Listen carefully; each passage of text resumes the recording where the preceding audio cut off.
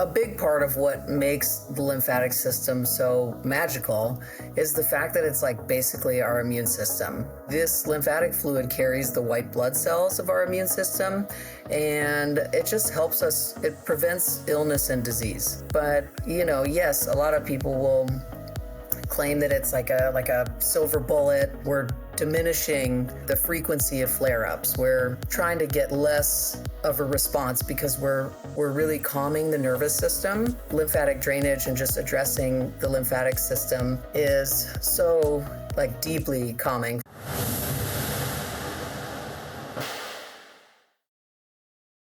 Hi, Leah. Thank you so much for joining us today on the Healthy Skin Show. Hi, thank you so much for having me. Happy to be here. So you and I met almost a year ago at a live event down in Austin, Texas. And I remember you standing on stage in this lymph suit, which, to be fair, was the most brilliant way to teach about lymphatics and just the body, to see that in action on you. And I learned so much from you in that kind of it almost felt like a mini masterclass that you gave to everyone at this conference that we were both at.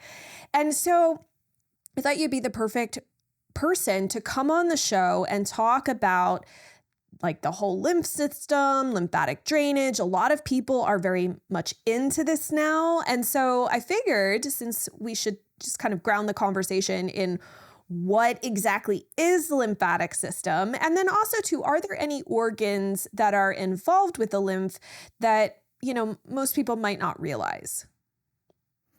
Yeah, I love that question too, because nobody ever asks about the organs. They're just like, what is the lymphatic system? And I'm like, everything. It's everything, but okay. So most people are familiar with our cardiovascular system. We've got our heart, we've got arteries and veins that pump oxygenated blood to and from the heart, right? Delivering oxygen and nutrients. Well, of the 100% of the volume that goes and leaves, only 90% of it comes back. So what happens to that 10%? There's a pressure system between our vascular systems. This is like our fluid layer. So we've got the cardiovascular, but then we've also got the lymphatic system to sort of pick up the slack. Lymph is like the clear fluid that flows through these little tunnels. There's, it's not blood, but it's the liquid component of blood.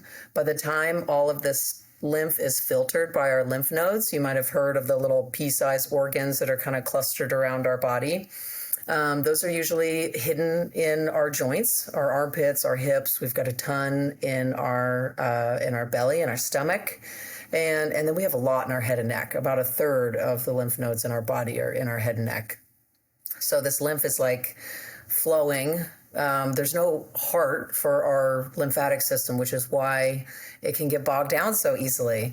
It really relies on skeletal muscle activation and movement to move the lymph, because it moves, I think it has about 10 to 12 beats per minute on its own. So this is one of the many reasons why there's so many illnesses that are sort of centered around the lymphatic system's function kind of slowing. People use words like, oh, my lymph is clogged, or it's not draining properly. And, we see this fluid accumulation in our body, and the lymphatic system is responsible for helping our kidneys maintain our fluid levels. So, when you try to put on a ring and it doesn't quite fit right, or you notice that your ankles and feet are kind of puffy after a long day, or you've had too much salt, or you had the margarita, you had the whatever. This is definitely a message from the body that, there's something going on with the fluid levels. A lot of this can be addressed through our minerals, which is why I'm super obsessed with minerals, but because it just helps the lymphatic system do its job. But you also asked about the organs that might be involved. We have a lymphatic system in our brain that helps to clear plaque accumulation. So there's some really exciting research out there that is kind of showing hey, is this good for Parkinson's? Is this good for MS? I have some Parkinson's clients, and it's really been helpful for them just to kind of, mitigate symptoms and things like that and just help them live a best quality of life that they can have. There's also some lymphoid tissue. They're not lymph nodes, but this tissue that kind of lines the inside of the intestines. It's definitely an integral part of our digestive system. Our lymphatic fluid is kind of always circulating around certain organs in the body. So think, we've got lymph nodes for each organ in regards to the spleen and the kidneys and the liver. These are all kind of working together. The lymphatic system doesn't detox, but our detox organs do. So that's liver, skin, kidneys, colon, and lungs. That's a good point to make, that it does not detox, because I see that claim being made frequently online, like, oh, I'm detoxing because I'm moving my lymph. And I'm like, I don't think that's how that works. I don't love that word. I don't use it a lot. You're not a detox fan. I am not either. I think a lot of the way that things are talked about online are, and we're going to get into that. We are going to get into the misinformation for sure, but I find a lot of things that are shared online are oftentimes oversimplified or confused with other things, and don't do what people claim they do. And I also wanted to add, and this is sort of an aside, as you were talking, there is a lymphatic system in the eyeball itself. My dad was an ophthalmologist and an eye surgeon. And so certain conditions like glaucoma are associated with the lymphatic system in the eyes. Anyway, sorry, that's like me nerding of like some family stuff of just knowing that from my dad being a doctor. But it's really fascinating that we have this body of fluid, and we are a body of fluid in a sense that it moves in a different way, in a sense separately from blood and arteries and veins and whatnot. So I think the audience is mostly familiar with dry brushing and gua sha. We've talked about gua sha once on the podcast. Are those really the only two options for people to move the lymph? And is that the right term? I know I'm saying move the lymph, but then I'm hearing lymphatic drainage. Like, I guess they're two different questions, but are they the same thing? And then what are some of these options to even move this fluid? That's a great question. I think dry brushing is very stimulating for our lymphatic system. So we have a superficial layer and then we have a deep layer. So we've got lymph that's like at our meaty core, and then we've got lymph that lives just below the surface of the skin. And so for dry brushing, it's really great to stimulate and kind of get everything moving, and it increases blood flow. So I think dry brushing is one of those like tried and true things that's been around for a really long time. Maybe there's not like a stack of research because it just works so well that why would we research something that we know works? I don't know. I mean, we do, but. And then gua sha has been around even longer, I feel like. And gua sha is really beautiful. It's one of those where you can use the tool for your fascia and you can use it for moving lymph. It can be both, and it's interchangeable. And that's one of those things that I don't teach a ton of, because what I do is manual lymphatic drainage. And so that is the movement of lymph with our own two hands. We don't actually need any tools to move our lymph. It's actually easier and probably more effective if you are working with your skin, not on it, but with it, with your hands. But I totally realize that not everybody is going to have full range of motion. Movement feels like, it's such an honor to be able to move. So if somebody needs to use an external tool, a lot of my clients that have chronic conditions like Lyme or mold or heavy metal stuff, maybe they've got like an autoimmune, vibration plates are going to be so excellent, because it's just, when you have low energy and you feel like you just can't do anything, it's okay to even just put your feet on a vibration plate. Our lymph loves vibration. Water loves vibration. Water molecules. There's a lot of there's like an emotional component to water. I think that our lymphatic system is very much, there's like our soul. And what about rebounding? But rebounders and. Yeah, rebounding would be like the other side of that coin. I think vibration plates are really great for people that just like have a hard time moving, or maybe they've got some old injuries or a connective tissue disorder like EDS or lipedema. But for most people, if they just want like a fun way to kind of move their lymph, rebounding is really great. So the lymphatic fluid that flows through the lymphatic system, it only moves in one direction, unilaterally. There's little flaps that prevent backflow. And so if you're just jumping up and down over and over, it's going to push that lymph back towards the heart. And so it's a really powerful tool for moving lymph both superficially and deep. And those are great tools for anybody's toolbox. But it sounds like if you literally just want to start someplace, you could start with just your own hands, if that's an option for you. Yeah. That's good to know. So I like the fact that you've shared that it is a one-way street, basically, to move the lymph. But there's all of this, I'm going to say, kind of controversy of like, how you even do this. And what I have mostly seen is you start with the extremities and you want to move in toward the heart or up from the legs. But your philosophy differs from that. So so can you share a little bit about that, of like why maybe starting to move the lymph from the outermost point of the body might not be the best way to do this? Not my philosophy, just FYI. Okay. So manual lymphatic drainage was kind of created in like the 1930s, and it spread across Europe, eventually came to the US. And I went to the Academy of Lymphatic Studies and then Norton School of Lymphatic Therapy. So it's other smarter people than me's philosophy, and it's got a lot of research to back it. So we always start with the collarbone area. This is called the terminus. This is the venous return. So it's like the lymphatic fluid from everywhere in the body goes back in to the cardiovascular system here, and it's plasma at that point. And so this is where the body is it's like the lowest amount of pressure. Our hands and our feet, our extremities, those are going to be the farthest away. It's like Pluto, if you're thinking about any sort of like planetary alignment here. It's way out there. And this is when people start trying to like push a river. This is lymph is mostly water. It flows as it does in nature. And so pushing, from really far away at really high pressure you can't do that.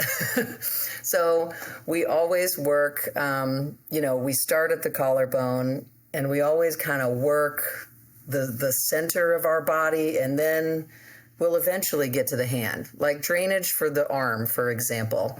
I would do my neck no matter what, whether I'm draining my pinky finger or my whole body.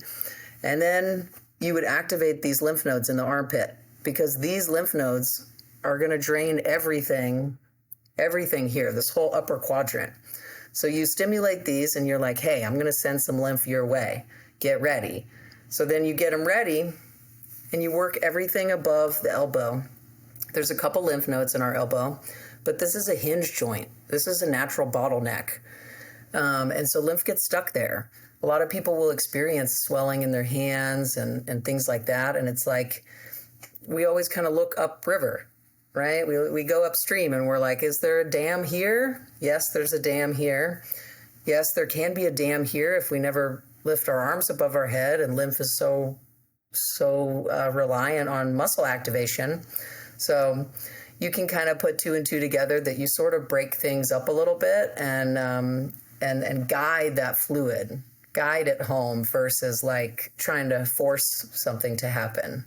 This episode is brought to you by my line of professional grade supplements called NutriQuel. I crafted these supplements especially for those struggling with chronic skin rash issues, and base the formulations on my extensive research and clinical experience in my private practice.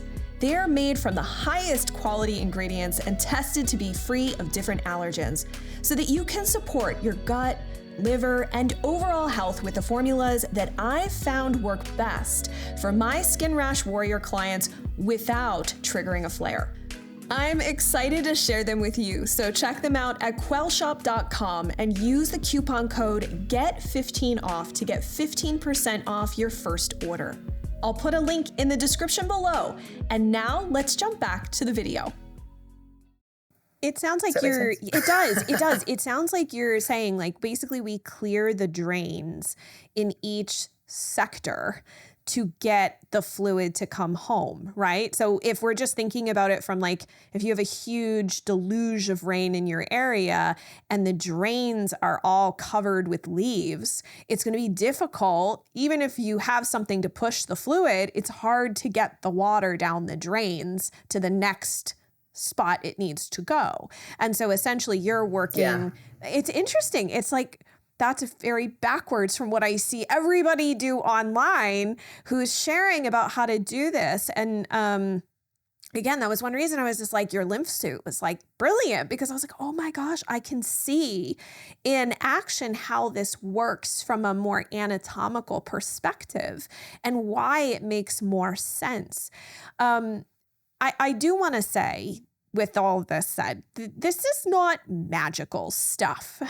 I feel like online we hear about lymphatic drainage being magical, like it's going to cure this or it's going to heal that, or if you block the lymph, you're going to end up, we talked about, and we both saw that, the videos and claims about getting breast cancer if you wear a bra because the underwire is blocking the lymphatic drainage and whatnot.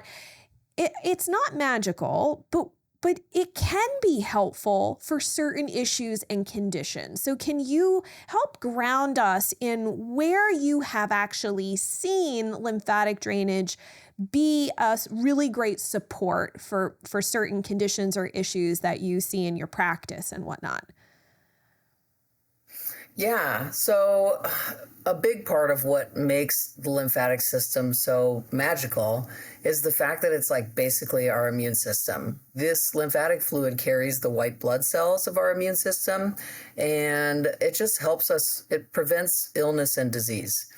But, yes, a lot of people will claim that it's like a silver bullet, and I work with people with chronic illness here in Austin, and so it's like, we're always like mitigating and managing symptoms. We're diminishing the frequency of flare-ups. We're trying to get less of a response because we're really calming the nervous system. Lymphatic drainage and just addressing the lymphatic system is so like deeply calming for the nervous system. So we're just getting all of those benefits of regulation, which we're so dysregulated, right? I think we all deal with chronic stress and things like that. So what are some of the chronic issues or conditions? You had mentioned like MS and maybe Parkinson's before.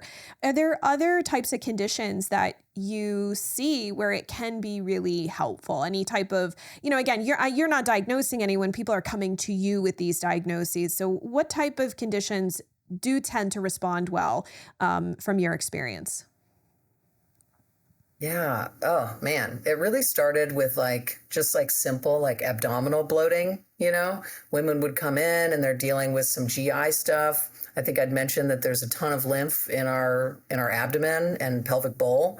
So endometriosis, fibroids, vulvodynia, just inflammation in the pelvis, inflammation in the abdomen. And a lot of times those things go hand in hand. If you think about the lymphatic system in the brain, people coming in for, they've had concussions and maybe they've got migraines. I'd mentioned Parkinson's and MS, so any sort of neurological stuff. I've had people come in with cavitations, some oral stuff where their oral health was really hurting from, I guess, getting, just crowns and what are they called? Where they kind of put them in, the implants, or no, I guess not the implants. I'm thinking the root canals. Root canals. Teeth are organs, and there's so much lymph in our head and neck. So people really coming in for issues like that.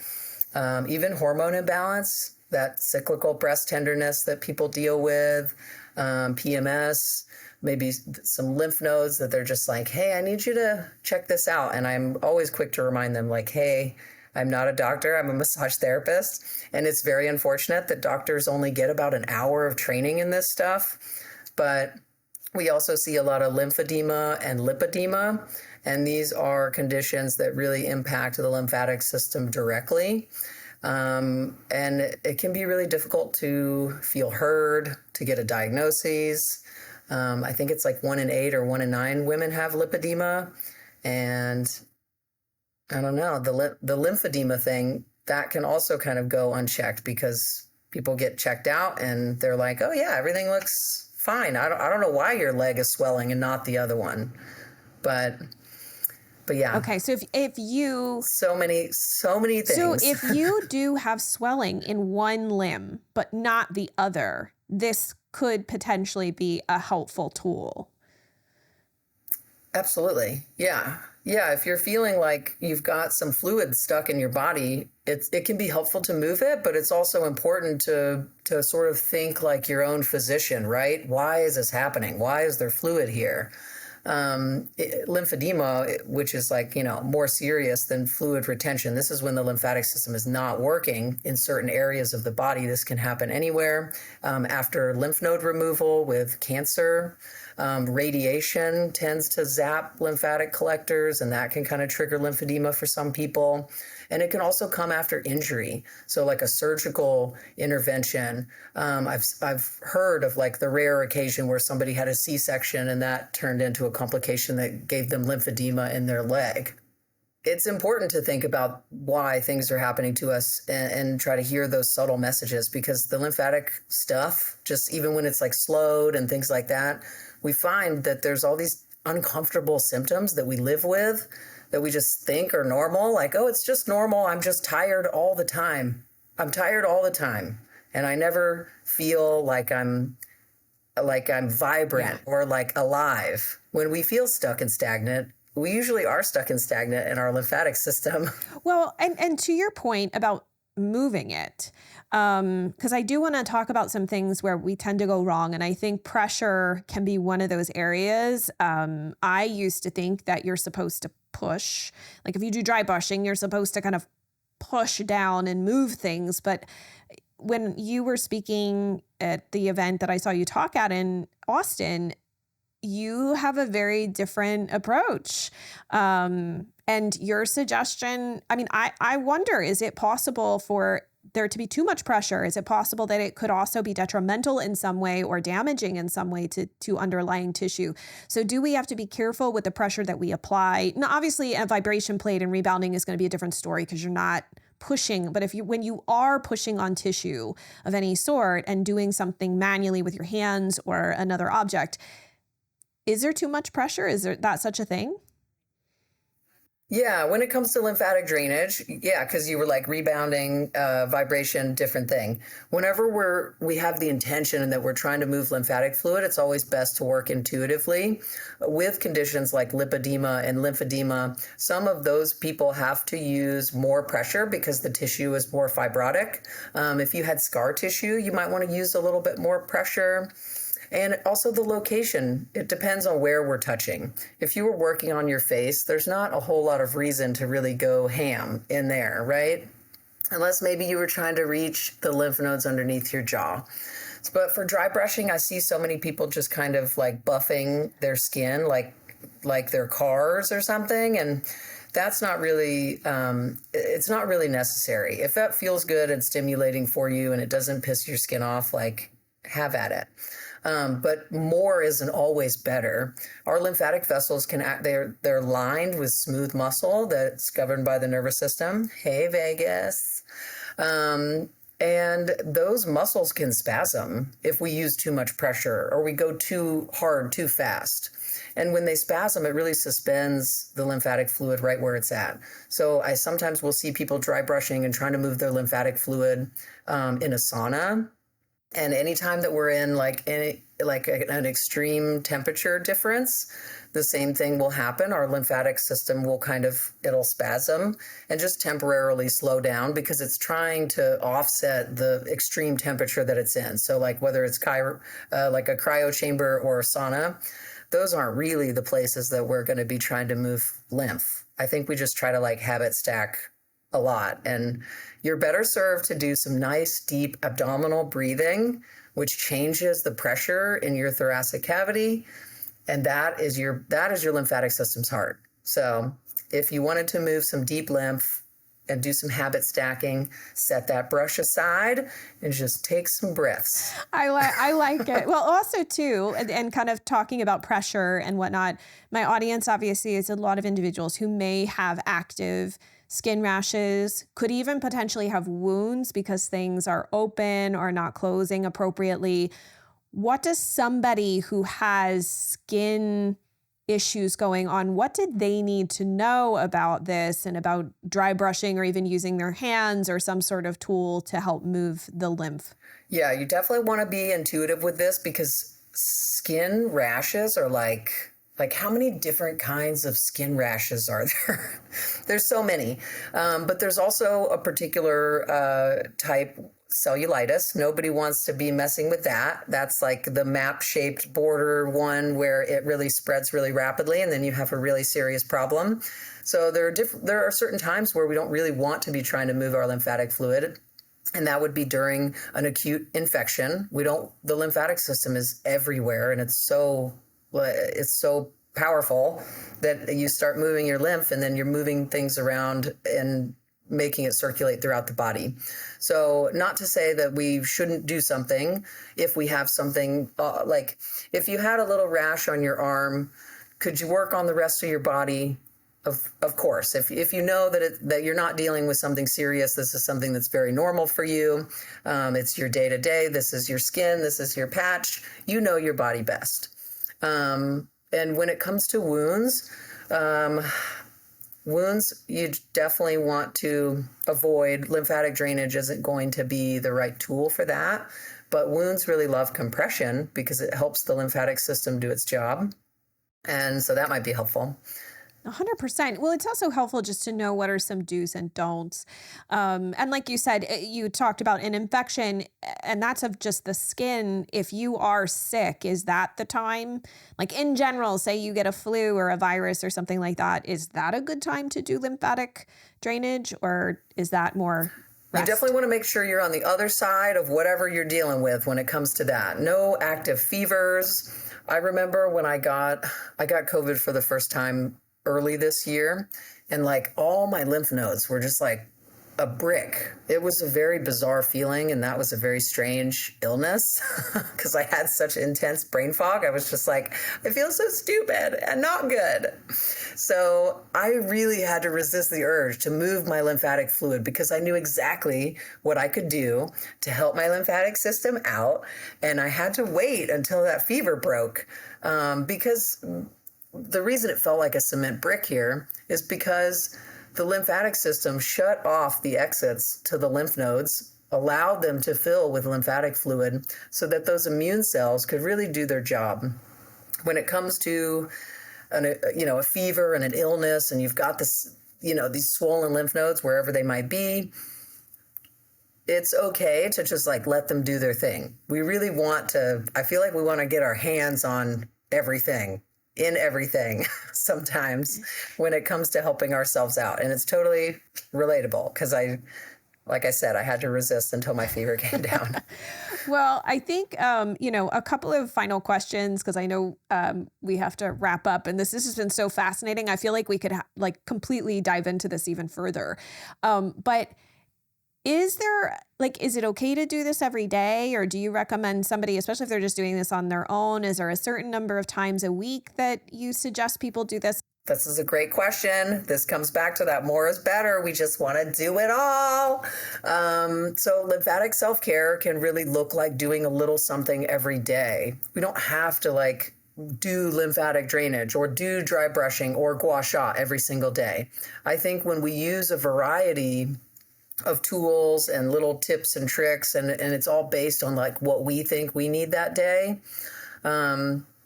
that's how we're going to best serve our lymphatic health. It's kind of treating it like nutrition, where you want all of the components of something healthy and nutrient dense. If you're eating just one or two different types of food, you might not be flourishing or thriving.